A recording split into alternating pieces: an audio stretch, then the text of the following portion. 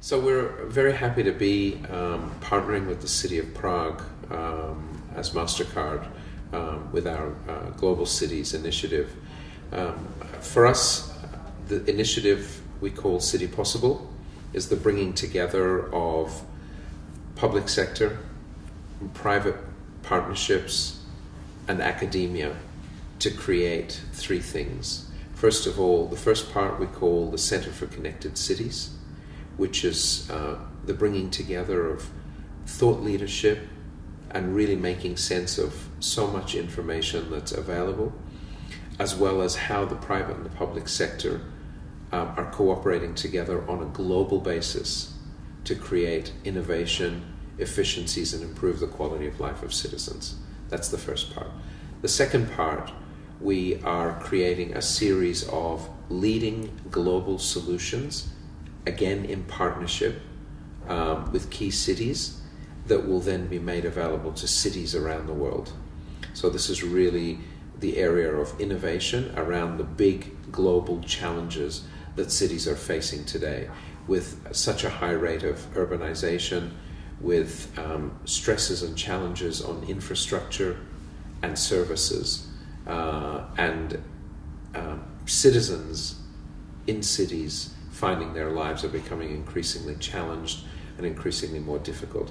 We want to create very practical solutions, and we are doing that in partnership with cities around the world, and we are even leading some of those initiatives here with the City of Prague.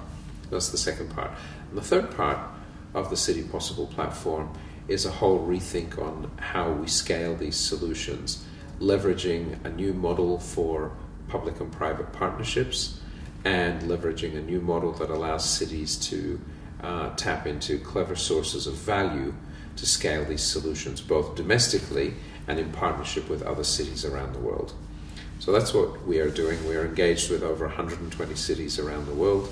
We're engaged with world-leading partners like Microsoft and a number of others. When I think about Prague itself, there are a number of innovations that are happening here. First of all, that are leading in the world. The ability for citizens to, later this year, to use their identity cards and their payment cards to access the transit system, while not new as a principle, is very innovative in bringing together identity and access to city services. That's groundbreaking, and we think that's something that Prague leads the world in, and that's something that we would like to work with Prague, and we are working with Prague to make that available to other cities around the world. There are other examples here where in the city of Cologne, student cards that are being provided to students that they wear around their neck, a small contactless card that we created with the city, is now being made available to every student to provide access to schools, to libraries, to transport. It allows parents to provide a secure and safe way for pocket money and other things to be delivered. In a number of other cities, we're working on programs like tourism with cities like Amsterdam and London. And there are a number of other such examples. So Prague is in that conversation, and they're seeing best practices as they're being developed around the world, and they're implementing them very quickly here. I think the infrastructure in Prague around data and the infrastructure around the use of technology is very progressive and very leading. It's very very exciting to see a city break out its analytics and data capabilities into a separate entity, finance it well, push it and drive it in the city operator, for instance.